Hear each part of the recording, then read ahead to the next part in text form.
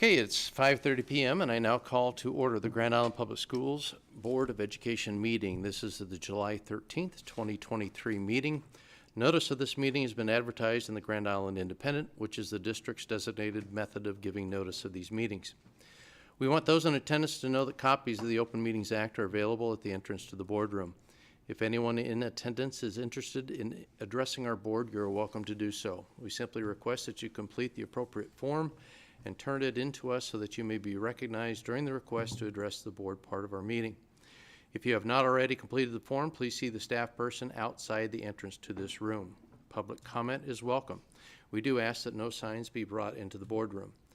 Mrs. Dibbert, would you please call the roll? Mr. McFarland. Present. Mr. Helinski. Here. Mr. Garcia Mendez. Present. Mr. Hawley. Here. Mrs. Wilson. Here. Mrs. Albers. Here. Mr. Sykes has given prior notice that he'd be absent. His absence is excused. Mrs. Jurgens. Present. Miss Maudlin. Present.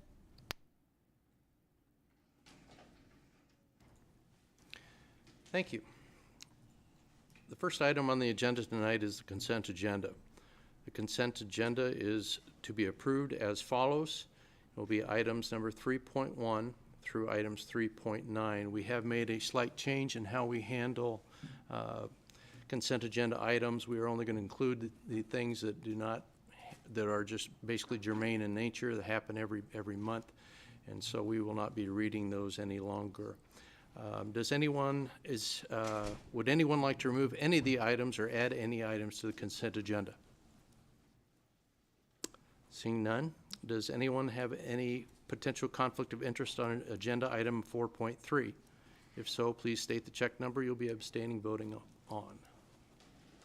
Seeing none. Okay, I would entertain a motion to accept the consent agenda. I would make a recommendation to approve the consent agenda as submitted. Second by Mr. Hawley. Discussion? Ms. Albers? I was curious on the grant report. There's two grants, the Department of Health and Human Services Community Cafe Grant. The funds will be used for Community Cafe program at O'Connor Learning Center. Can anybody tell us what that is? What's the Community Cafe? Can you? Yes, please.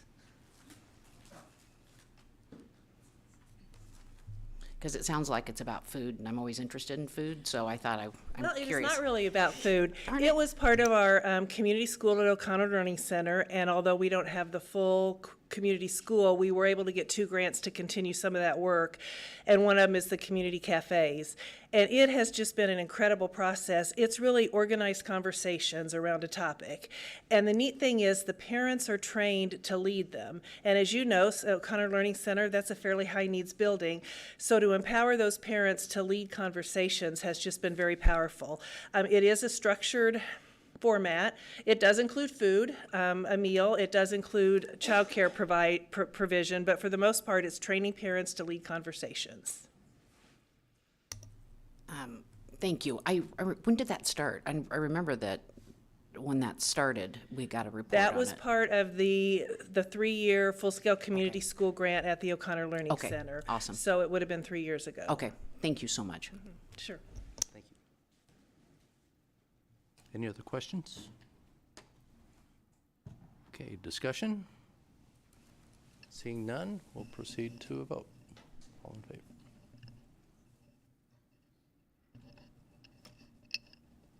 Motion passes. Item number 4, special recognition. Before we start that real quick, we would like to bring Zach Cloutier forward. We have a gift for you and a thank you for your time on the board as a student representative.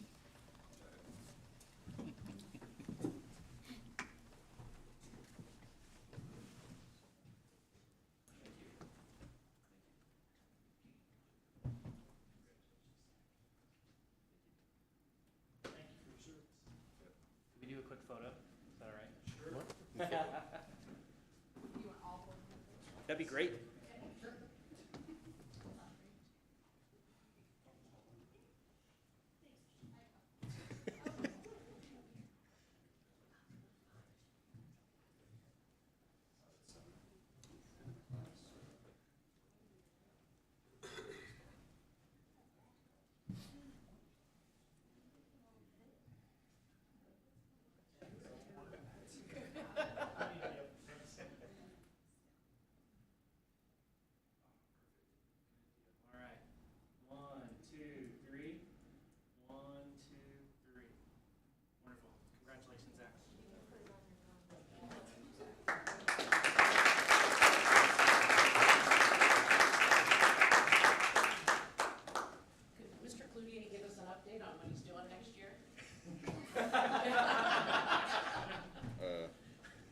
Should I use this? I would like to say that Zach did an outstanding job as our student representative, and you're a very polished young man. I want to thank you for your time that you spent with us here on the board. Yeah, well, thank you, and thanks to all of you for the gift and the card. It means a lot to me, and it was a real pleasure to work with you guys over the last year. I think I learned just a ton, not only about Grand Island, but just about, I guess the world in general. And so I'm really excited for what comes next. I'll be heading to UNL to study software engineering in the fall. So that's sort of next on the agenda, if you will, for me personally. But yeah, it was awesome working with you guys, and I'll remember every moment. So thank you. Thank you, Zach.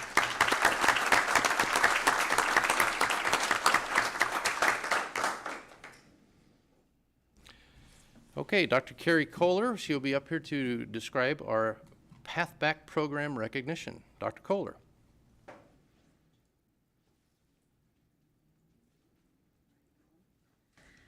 And I'm actually here to introduce Mr. Brian Court.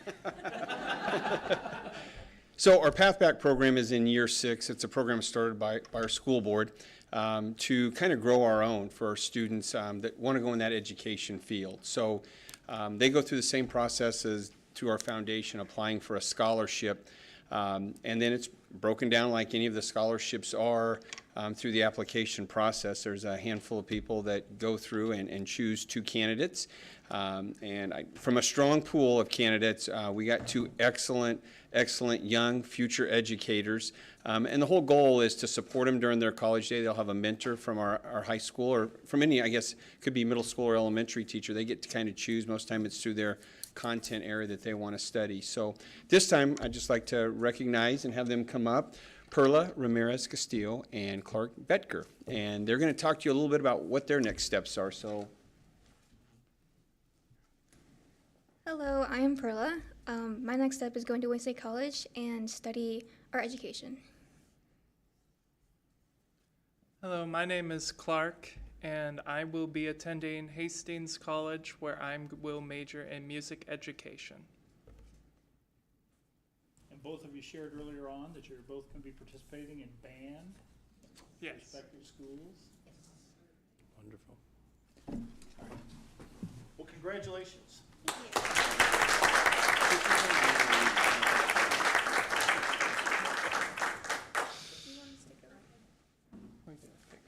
We have certificates and photo opportunities.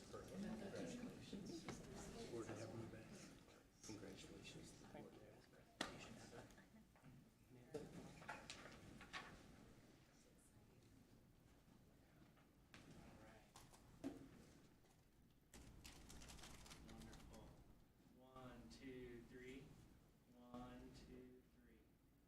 job. Congratulations.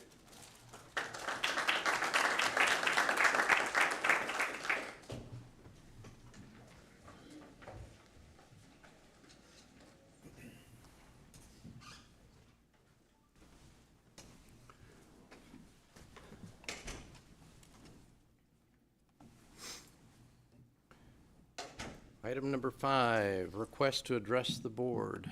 Do we have any people requesting to address the board tonight? Okay. On to item number 6, information items.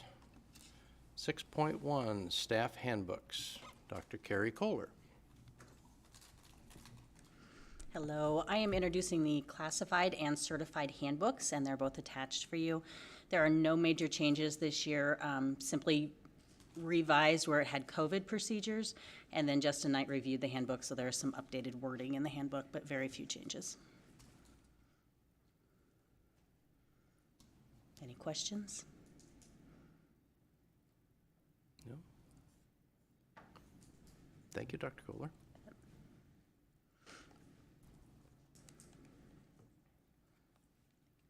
Okay. All right. Item number 6.2, stipends for MTSS and assessment coordinators. Dr. Kohler.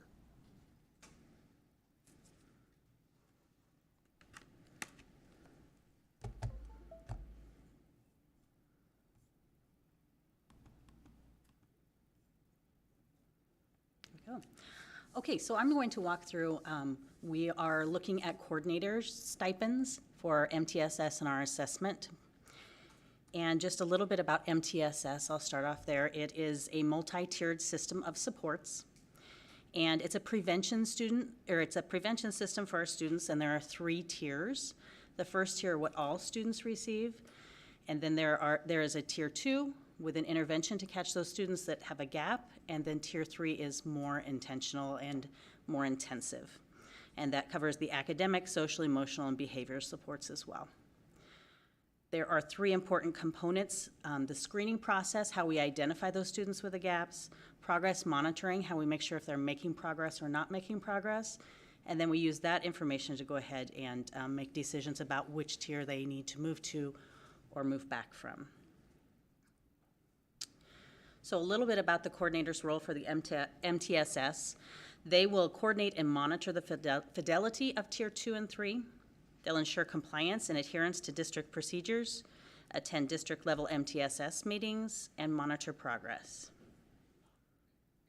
And the assessment coordinator will plan, coordinate, and conduct activities related to assigned state and district assessment and testing programs, coordinate with special education and EL departments to ensure accommodations are in place for students taking required state and district assessments, attend all professional development and district-level assessment meetings, and monitor the process to ensure compliance and adherence to district and state procedure.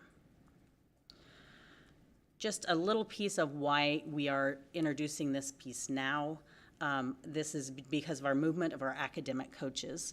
4 of the academic coaches were placed in classroom teaching positions for the 23-24 school year. So majority of the schools, that role was falling on the academic coaches.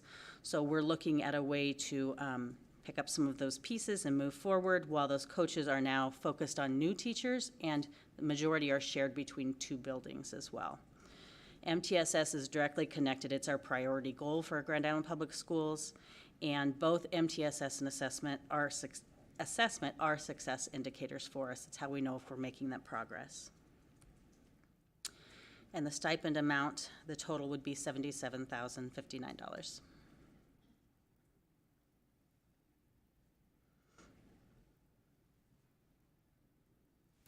Does anybody have any questions for Dr. Kohler? Seeing none, thank you.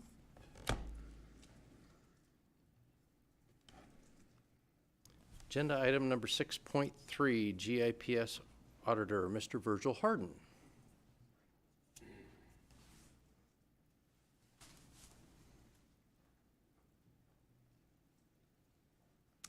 Well, good evening, everyone.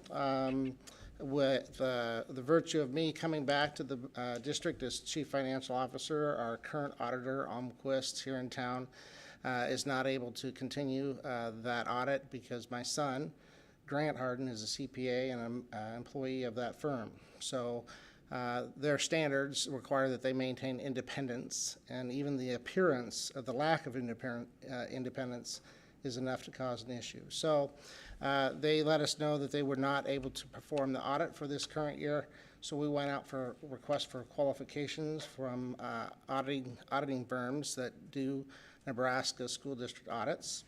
And we received 1 proposal from Porter and Company out of Sioux City, Iowa. And so therefore, we would like and recommend that we accept their response to our request for qualifications. I'll remind the board that when you hire professionals, it is not a lowest cost type situation. If we had had multiple respondents and we preferred one of the other, you're free to hire whatever attorney, whatever lawyer, whatever accountant, whatever auditing firm that you choose best. Obviously, in this case, we only have 1 respondent, so it's not relevant, but I just remind you, when it comes to services of professionals, you're not required to accept the lowest proposal. So with that, I would conclude my comments. Does anyone have any questions for Mr. Harden? Thank you very much. You.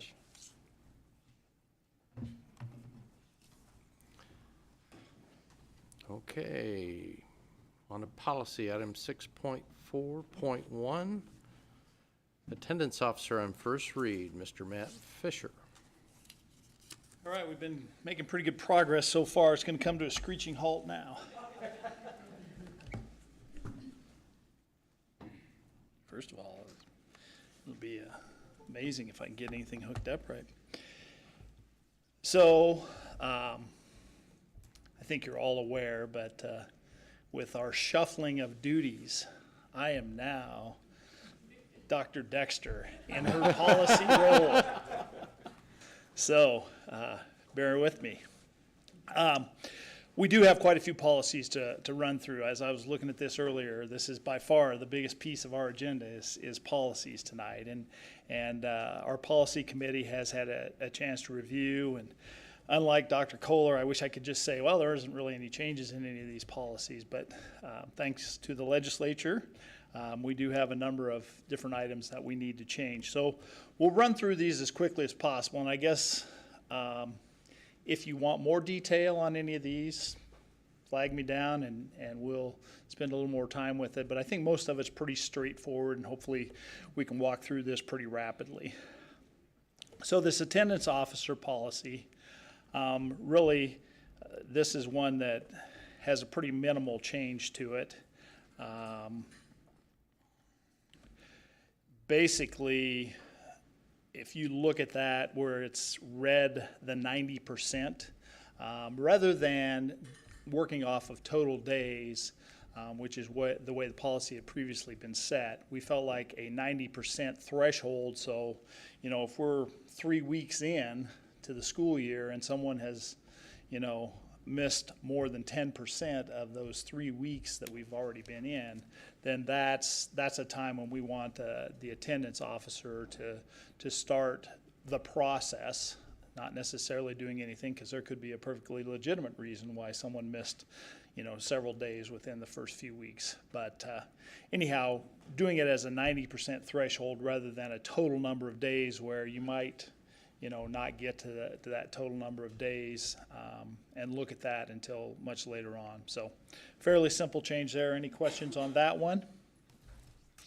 If not, we'll move on to the next policy on metal detector screening. This is an entirely new policy, and this one is not a result of anything that the legislature did. This was a request from our safety people to put a policy in place that would allow for the use of handheld metal detectors, the wands like you would see at an airport.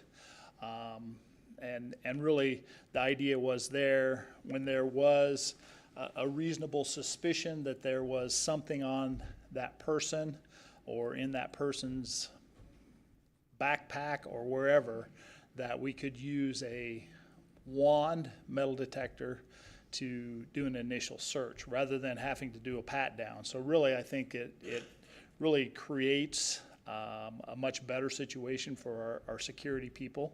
And again, this is simply a policy, and we are in the first read here tonight of this, that would allow for the use of those type of metal detectors. Any questions on that one? Okay, part-time enrollment. This is a policy that came out of the legislative actions. The legislators in this past session, the previous guideline was that in order to be eligible to participate in activities, a school could require no more than enrollment in 2 classes.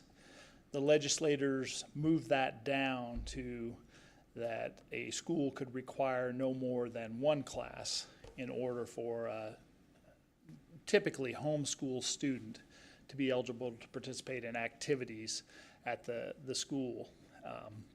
So that's really what this part-time enrollment piece, as you go through this, most of the first part stays the same. There's a few little language changes. When you get down here a little bit, instead of just being enrollment will be subject, it will ordinarily be subject. So again, creating a little bit of flexibility and making sure we cover things. But then when we get down towards the bottom, actually the the last piece of this deals with extracurricular activities.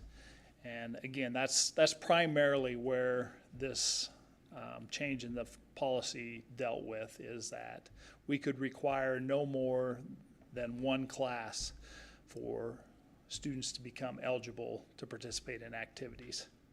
They still have to follow the NSAA guidelines, and the NSAA will adopt these guidelines as well. So, questions on that? Any uncertainty around that as far as what's being asked of us there? Ms. Jurgens? Mr. Fisher, I know we just discussed this in policy the other day, but a question that came to mind is I'm curious if you have any idea of the impact this will have on us, how many students we might see because of this shift?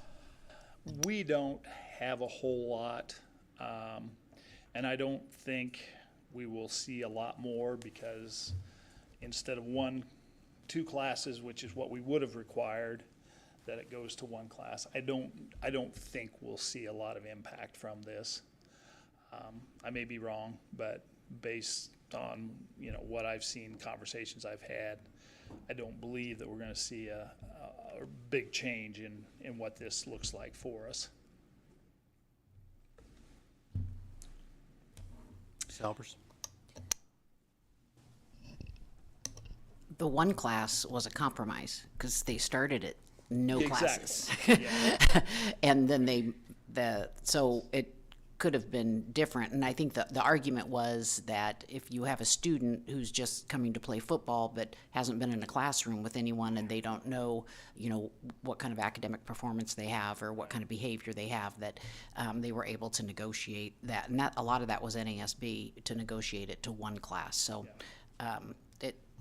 it's Yep, better that than is it looks. a good point. It was. I mean, the original intent when that legislation was initially introduced was that you would not be able to require anything, and that's always been part of the problem. Is if we have eligibility guidelines for our students that are attending here, how do we know that the students that are coming that are not enrolled in classes here are meeting the same kind of academic guidelines that we might have for our own students? And so are we, treating one group differently than others in terms of those requirements? So that's kind of been the challenge, and again, I think getting it to a compromise position, I certainly was good. I think it's unfortunate that the legislators seem to keep thinking that because we could have required nothing. I mean, there was nothing that said that we had to require anything previously. So again, this was legislation stepping in and saying that the local people shouldn't be able to make those kind of decisions. So,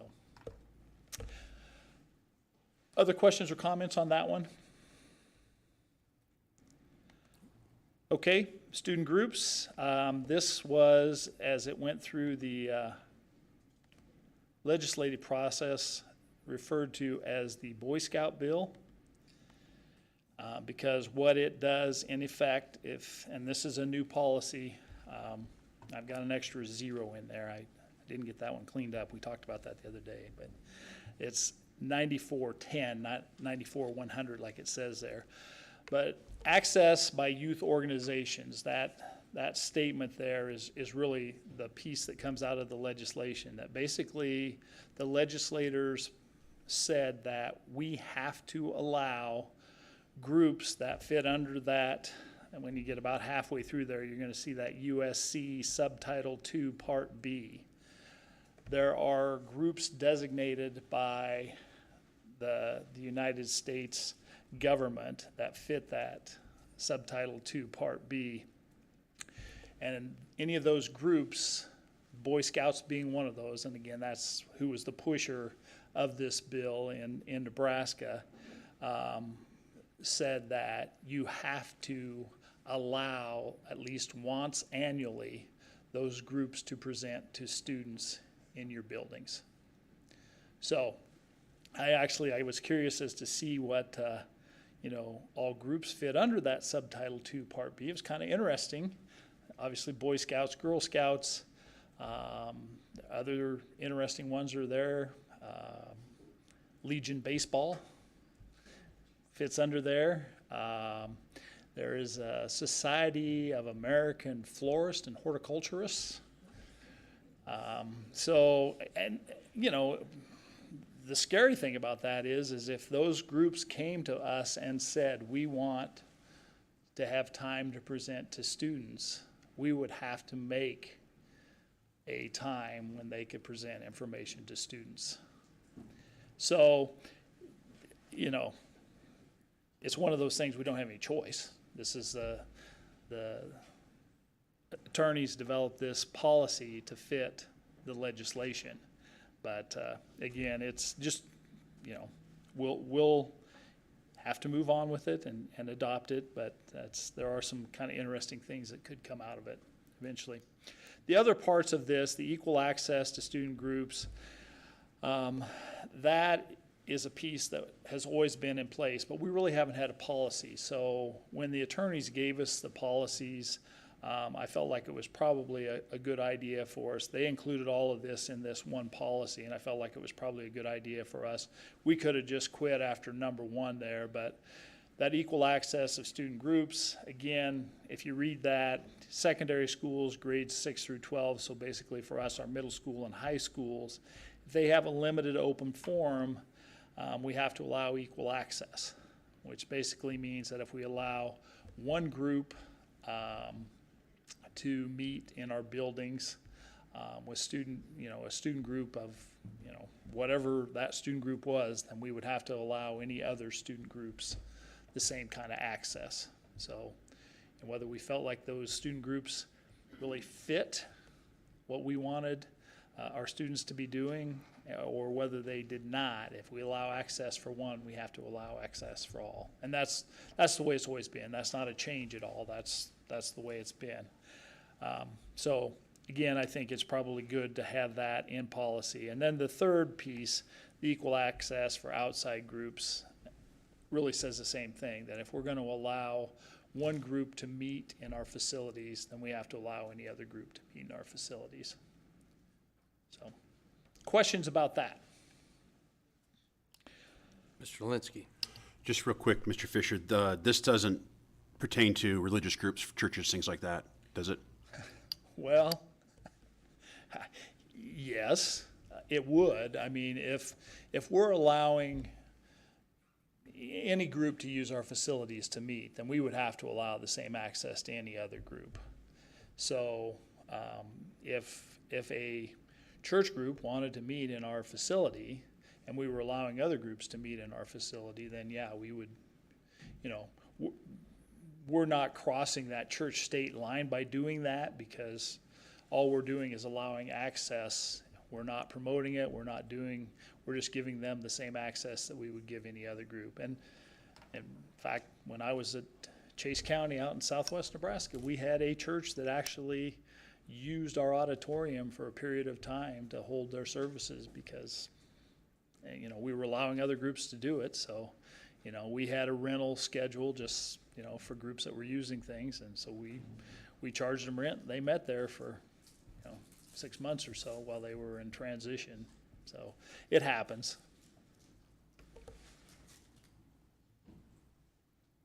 Ms. Jurgens. Just to clarify, I know in policy we were discussing this obviously at length. In section 1, the access by youth organizations, that piece, provide information at school. In regards to that provision of information, it's not limited to oral information, correct? Doesn't that mean a mailing might go out? It could be. Okay. And it does say in there that, how that's going to be done will be mutually agreed upon between the principal and the group. And so, we'll work our way through. I don't think it's going to impact us a lot, but we do have to have the policy in place so that we are able to deal with those situations when they come along. Ms. Albers. And again, this was a compromise. This is a couple years. We saw this bill last year too, and so it's back again this year. But initially it was that they could interrupt academic classes, whatever was happening in the school, that we had to give them carte blanche to come into the school. So this is actually a better bill than what it was. And if you look at D and E on, it kind of goes into that it cannot interfere with the orderly conduct of educational activities within the school. So it's better than it was. We can still hope for changes, though, and work on those. Let me know if you have any. Other questions on that one? Now we'll jump into the excitement of suspensions and expulsions, mandatory reassignments. Again, this was a legislative piece coming in and really putting some guidelines in place in terms of what we could do with suspensions and expulsions, and modifying how we're able to use those disciplinary tools. So as you look down through this, that first red piece here starts out, the following process will apply to short-term suspensions. This really isn't a change. All this really was is the attorney felt like in policy there should be a definition of the steps that a principal would go through when there is a short-term suspension. Again, a short-term suspension being 5 days or less. And then when you move down a little further, then you're going to see a lot of this that's in the black isn't any change. It talks about long-term suspensions, and then it talks about the expulsions. It talks about emergency exclusions. And then you get down here a little further on, and then suspension pending hearing. And this is new language here as far as when you have a student who there's been a recommendation made that they be suspended or expelled for, more than 5 days, then they have a right to a hearing. And during the time that you're waiting for that hearing, then that student can be excluded. And these are basically the guidelines that were put in place that, during that exclusion, that student would have to have the right to be able to still receive credit for coursework that they would be missing during that suspension while they were waiting for the hearing. And then basically it goes on to talk a little bit about if they are in that time between suspension and hearing, you cannot require them to attend an alternative education site during that time. And then if a suspension, expulsion does occur, there's that summer review piece where basically it says that if you are at the end of the second semester and you do an expulsion that runs into the second semester, then you have to do a summer review. And the big piece that was really a focus in this was alternative education not being able to require. You can offer students the opportunity to do work through an alternative education program, but you cannot require them to be in an alternative education setting. So that's what that alternative education, and where this all started is the next. Actually, it goes through the suspension, enforcement of expulsion, students subject to juvenile court, returning from the expulsion. Again, these are all just guidelines that we're now expected to follow when these things happen. And then when you get down to number 6, the exception for pre-kindergarten through second grade students, that's where this whole legislation started, was with that. Basically, it was put in place that you cannot suspend or expel a student in pre-K through second grade unless they bring a weapon to school. And so, again, that's, most of the time, that's never going to happen. Unfortunately, if you have a truly out-of-control first grade, second grade, kindergarten, preschool student, you cannot expel them. You really don't have any tools to deal with them. the one piece that would be there that you know, again, if it's, the case is severe enough, you could go to an emergency exclusion.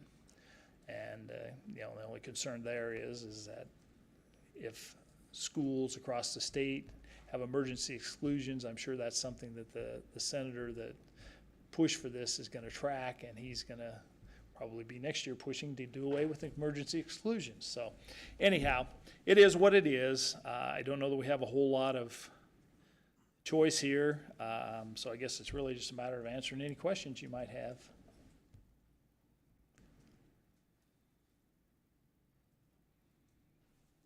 Okay. The next one, the alternative education first read. I don't even think we're going to open this one up because it says the same thing. It just basically says that you cannot require alternative education for students that are suspended. So unless you have a question, if somebody has a question about it, we can open it and take a look at it.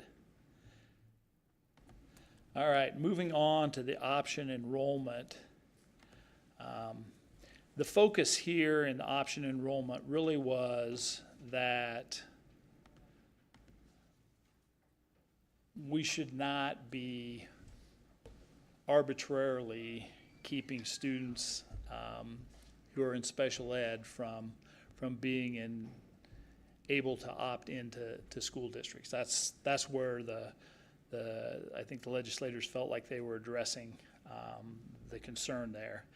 And so as you look through this, actually the policy that's in front of you here is a totally different policy than what we currently have. We have a much shorter, which I'm always in favor of shorter, but this policy aligns with the Perry Law Firm where we're getting all of our policies from right now. So I think it makes sense because we were going to have to change most of it anyhow to go ahead and just adopt their full policy at this time. And really what we've been doing in the past, and I think I've got it here at the bottom of this maybe. No, it's on another place. So what we really had done in the past as far as our capacity, we looked at the capacity in each building as far as what we felt like we could accommodate with special education needs within each building, and then capacities were set based on that. And what this legislation basically says is that you cannot do that, that you can set capacities for all students in a building. So, and we'll look at this when we look at the enrollment resolution, but you could say, okay, we can accommodate this many kindergarten students across the district. So we know we can take this many option enrollment students in kindergarten. We can do that. But the legislation says that all special ed cases have to be looked at on a case-by-case basis. And that's, as you look through the language here, you're going to see that case-by-case basis show up in several different places. Let me show you here.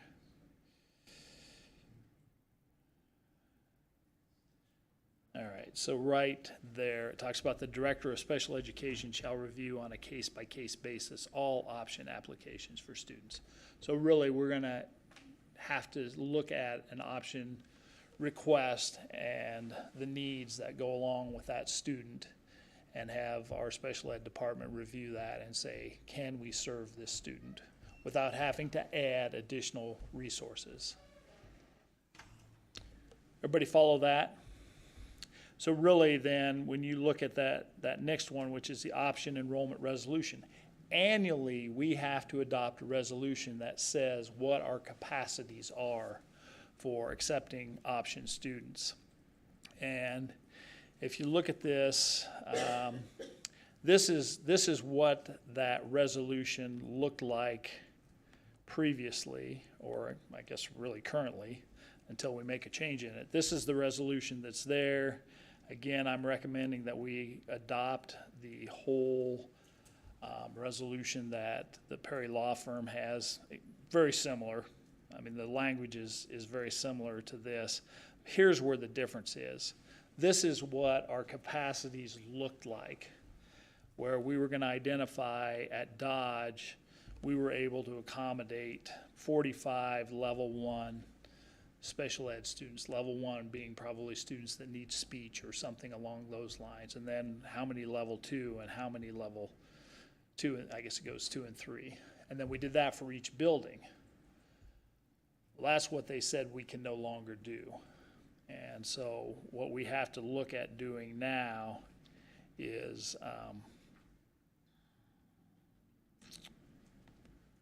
something more like this.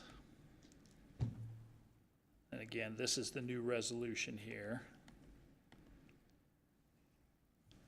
Really doesn't change anything as far as the resolution, other than it does state in there that case-by-case piece. But then the capacities would look more like this, where we talk about kindergarten across the district, and we know how many sections of kindergarten we have, and so we can talk about how many total kindergarten students would we be able to accommodate with the sections that we have, and what is our projected enrollment, and that would allow us to have how many option students. And then down at the bottom of this, it's gonna say, special education capacity be determined on a case-by-case basis. Everyone follow what this policy does? Comfortable with that? Okay. That's all the policy stuff you gotta endure at this moment. All right, thank you, Mr. Fisher. Item 6.5, construction update. Mr. Petch.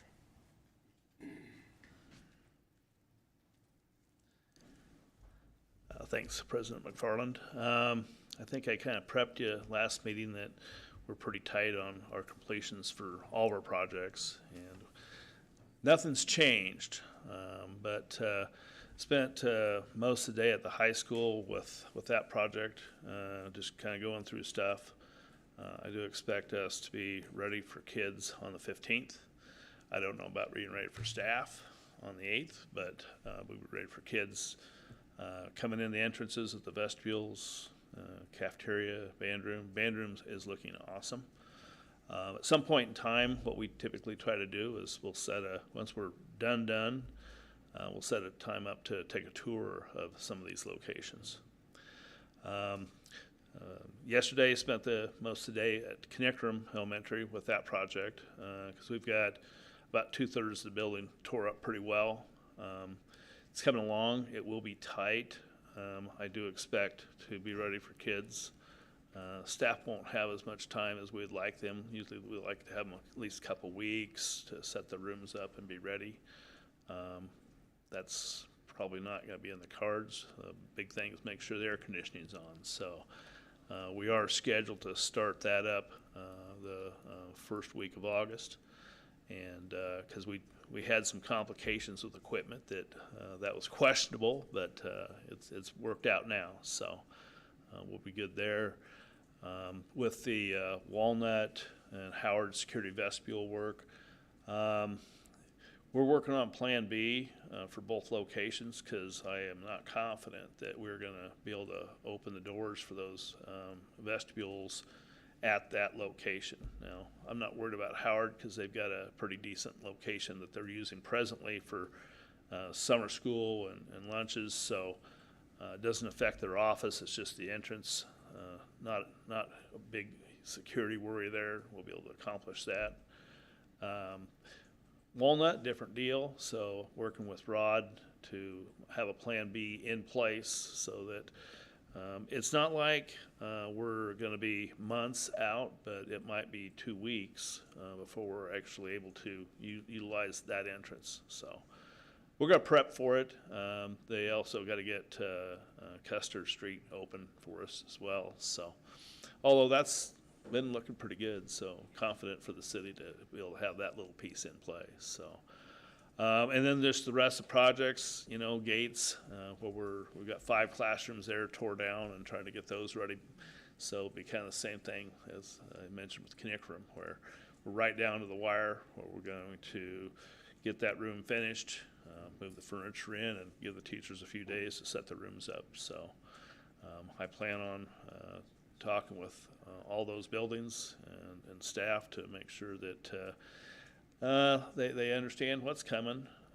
We know one thing, that on the 15th, the kid's coming back, so we'll make sure we're able to accommodate that. And so I'm going to conclude that, and I'll answer questions you might have.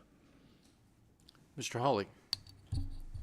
Mr. Patch, is it as-built conditions that we're running into that aren't aligning? Is it supply chain issues again with getting the different materials? What's causing the setbacks? It's really we're trying to do 4 months worth of work in 2. And so, you know, if I can talk you guys into adding another month into our break or summer break, then, you know, that would really help. But that's not reality, obviously. So we've had some of that. The high school, especially, we had some pre-existing conditions that caused us some setbacks, and then just some other design pieces. But you know, we worked through those. You know, that supply chain thing, yeah, it's also real to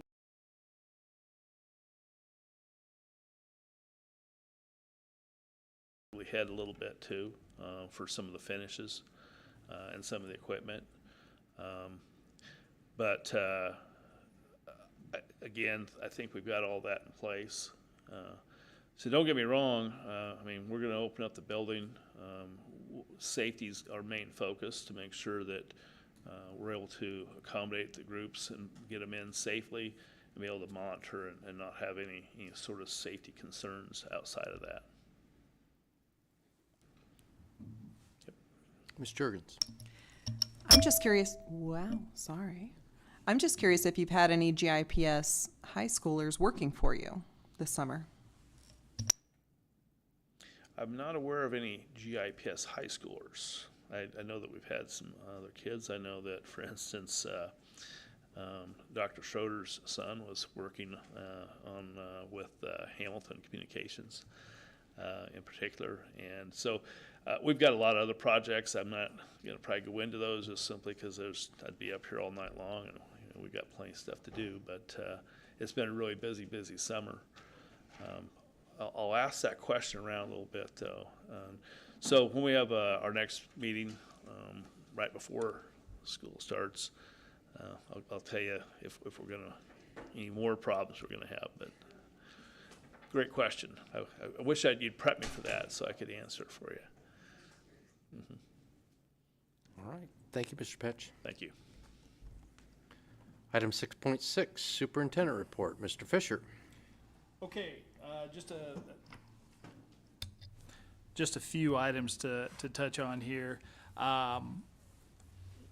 Over the course of the last few weeks, our district leadership team has been spending quite a bit of time prepping for our lead retreat that's coming up on July 25th. And if you're like me, you know, when you're still trying to figure out what all these acronyms and different things stand for. But our lead group really is all of our leadership across the district, you know, all the different department heads. So we include the nutrition, and we include Mr. Patch, and really all of the different groups that, you know, are a part of the district. So when we talk about our lead group, it's 80 plus individuals. So we've really been gearing up, you know, what we want to spend time with that group doing to make sure that we're ready to kick off a new school year. Because thinking about that, and when is staff going to be back? You know, August 4th is our new staff orientation day, and then the next week we're going to have our full staff back on August 10th. So we're really inside of a month now of when we're going to have all of our staff members back and really be gearing up to kick off. So that August 10th date, mark that. Any of you that are available, we certainly would want to invite you to that opening. I think it's going to be a really good opening. You know, I'm going to speak. And I'm not going to talk about policies whatsoever. No, actually, we've got, I think, a really good speaker lined up. somebody that I've heard speak several different times that I think's been really good. I think will provide a really good message for our staff going into a new year. I think really very inspirational. So hopefully we're all inspired when we get done, and also really have, we're going to talk about, the focus for the year, and really talk about focusing on, making sure that we're doing a great job of educating kids. And so do mark that morning of the August 10th. Any of you that are available, we'd love to have as many of you there as possible. You'll be getting more information in the near future. And then, as Mr. Petch said, August 15th, we've got kids back in the building. The 15th, we have kindergarten, 6th, and 9th grade, I think, is the way we structure that. They come for part of a day, and they're there by themselves, get a chance to get their feet on the ground a little bit, and then the next day we fill the buildings and go for about half a day, and then we're off and running. So not very far away. I did want to introduce Dr. Summer Stevens. Dr. Stevens is here with us tonight. She's up and running now. We've got her all situated. She is in Dr. Dexter's old office. Dr. Dexter has moved down to where Dr. Tom Jack was. I think she's going to really enjoy being hidden away in a corner where she's not in the main traffic flow. And so there, obviously we're still wrestling with what exactly is everyone's duties going to look like, and trying to get Dr. Stevens, up to speed on the different things that we're doing. But we're excited to have her here, and I think we're gonna. I think, we didn't necessarily start down this road with the plan the way it ended up, but I think being able to have that real good handoff between Dr. Dexter and Dr. Stevens, I think is going to be very beneficial to the district. So. Other than that, I just wanted to let you know I am going to be on vacation out. We've got a wedding in Colorado next weekend, and we're going to spend the week out in Colorado. So I will be gone next week. But certainly if there's something that comes up, I will be, in email or text or whatever. Don't hesitate to reach out to me. That's one thing about being the superintendent. You're really never off. So other than that, that's all I had to share. All right. Does anybody have any questions for Mr. Fisher? Seeing none, move on to action items. 7.1, policy adoption and implementation on final read. Mr. Fisher. Okay. Again, I guess we can plug in and pull up any of these policies that you want to take a look at. But these are policies that we did look at last week. 2160, policy adoption and implementation, and then if you look down 2 items at 3320, policy implementation, is a policy that we're deleting. Basically what happened is we moved policy 3320 into policy 2160, and made a couple of minor modifications there, but in effect we really didn't change anything. We just moved it into a different spot. So I guess, were there any questions about what's going on with that one? Seeing none, I would accept a motion to approve 2160 policy adoption. Make a motion to approve 2160 policy adoption and implementation as presented. Seconded by Ms. Alpers. Discussion. Seeing none, we will proceed to a vote.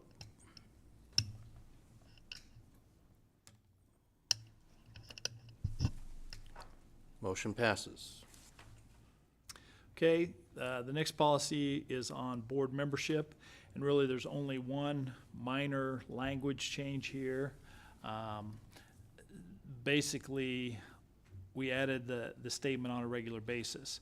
The original statement had said that no member of the Board of Education shall be employed by the Grand Island Public Schools.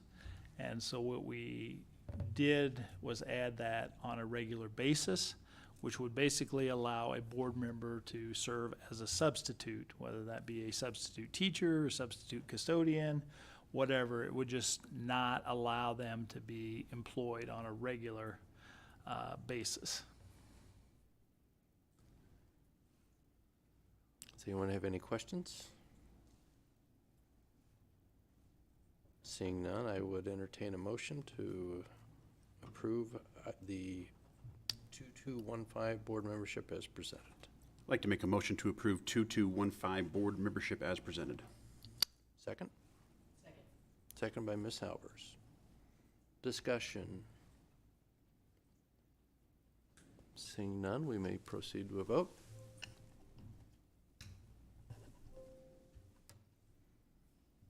Motion passes. Then the next one, the policy implementation is just a deletion of a policy that we no longer need because we incorporated into the one we talked about first. I will accept this time a motion to approve the deletion of policy 3320. I'd like to make a motion to approve the deletion of 3320 policy implementation as presented. Second by Ms. Malden. Discussion. Seeing none, proceed to a vote. Motion passes. Okay, then the internal controls for federal and state awards, this was language that actually came from the feds that needed to be added to the policy. A lot of this language deals with the Davis-Bacon requirements that we have to follow when we're using federal funds to do projects. So this is language that we really don't have a lot of choice on whether we adopt or don't adopt. It's guidelines that are there that we have to follow. It's just a matter of us putting them into our policies. Any questions for Mr. Fisher? I would entertain a motion to approve item 4312, internal controls. Make a motion to approve 4312 internal controls of the federal and state awards as presented. Second. Second by Mr. Hawley. Discussion. Seeing none, may proceed to a vote.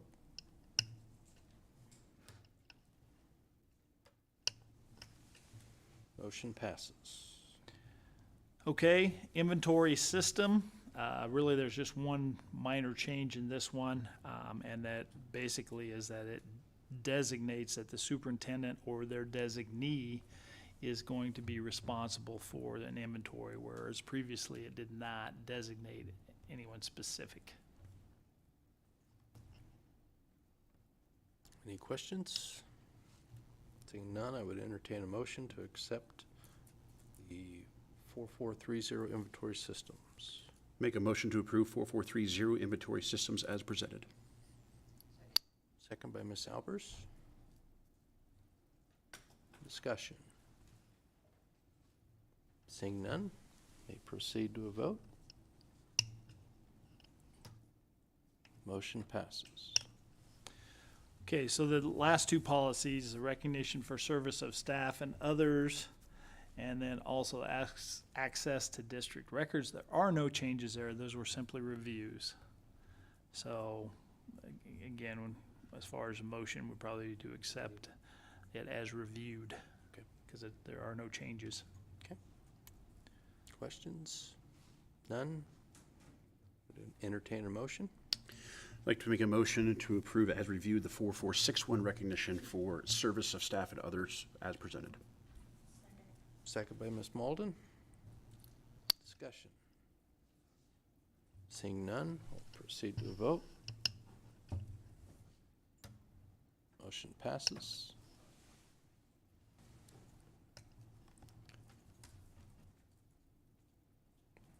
Same with district records, Yep, correct? Same Okay. thing, it's just a review, there's no I changes. would entertain a motion to accept as reviewed. I'd like to make a motion to approve the as reviewed policy 9230 access to district records as presented.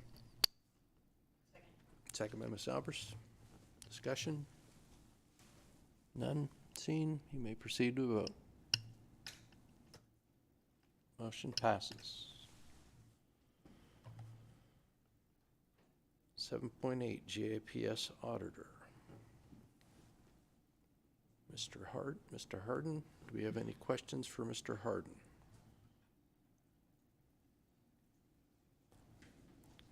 Okay. I would entertain a motion at this time to accept the response from Porter and Company to request for qualifications as GIPS auditor fiscal year 22-23. I'd like to make a motion for the recommendation to accept the response from the Porter and Company PC to GIPS request for qualifications as GIPS auditor for the school fiscal year of 2022, 2023 through 2026, 2027 as presented. Second by Ms. Malden. Discussion. Seeing none, may proceed to a vote. Motion passes.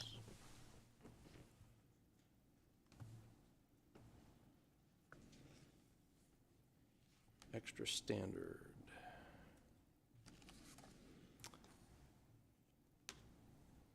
Do we have, that was as presented as well, correct? Extra standard, anything Nothing new to report, no. there? Okay. Does anybody have any questions for Mr. Stelk? Okay. I would entertain a motion to approve the extra standard. I'd like to make a motion to approve the extra standards for the SY 2023 to 2024 as presented. Discussion. Oh, I'm sorry, second. Second, Mr. Garcia Mendez. Sorry, I jumped the gun there.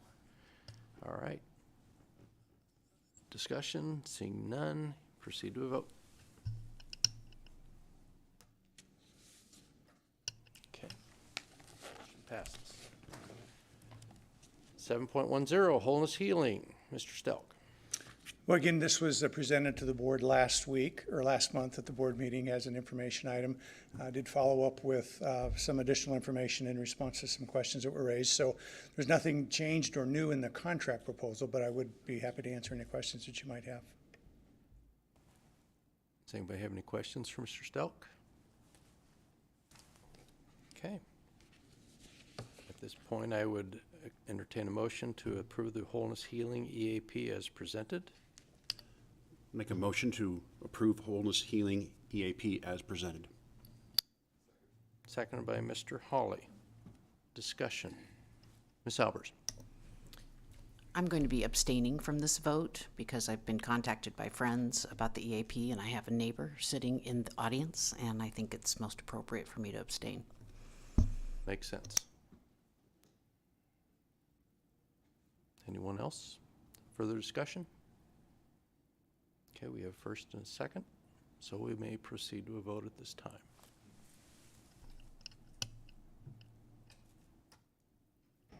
All right, motion passes.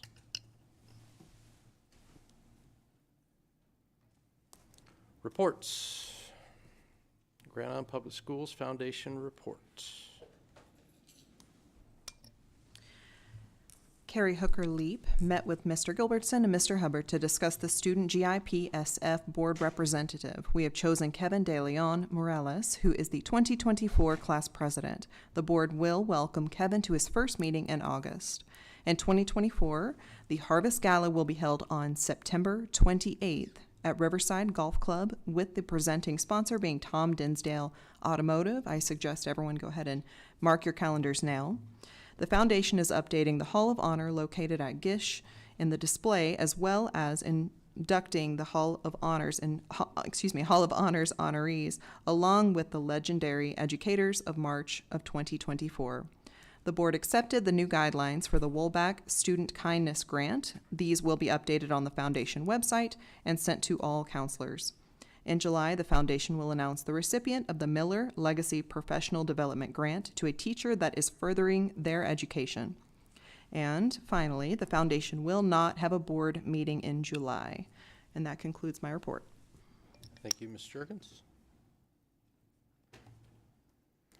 Item number 9 on the agenda, executive session for the purpose of superintendent evaluation, because it is in the best interest of the public to discuss this matter in closed session.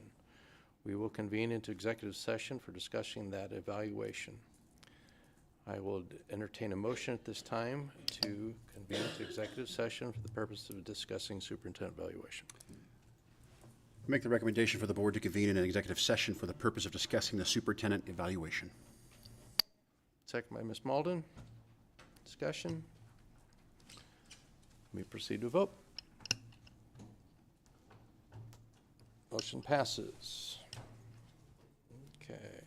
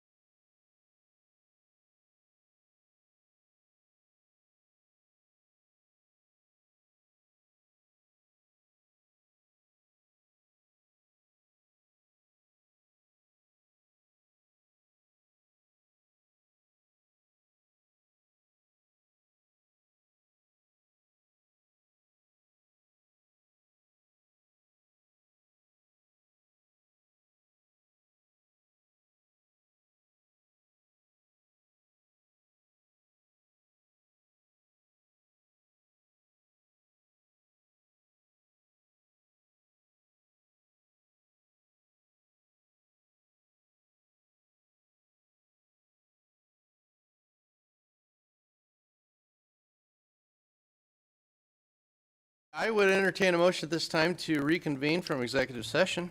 I'd like to make a motion to reconvene from an executive session. Seconded by Mr. Hawley. Is that correct? Yes. Okay. Discussion. In favor? Oh. All right, motion passes. Okay, at this point in time, after the discussion of the executive review of Mr. Fisher's first 6 months in performance, I would take a motion to accept the executive summary as provided by the NASB. I'd like to make a motion to accept the executive summary provided by the NSAB. Second by Ms. Albers. Discussion. All in favor?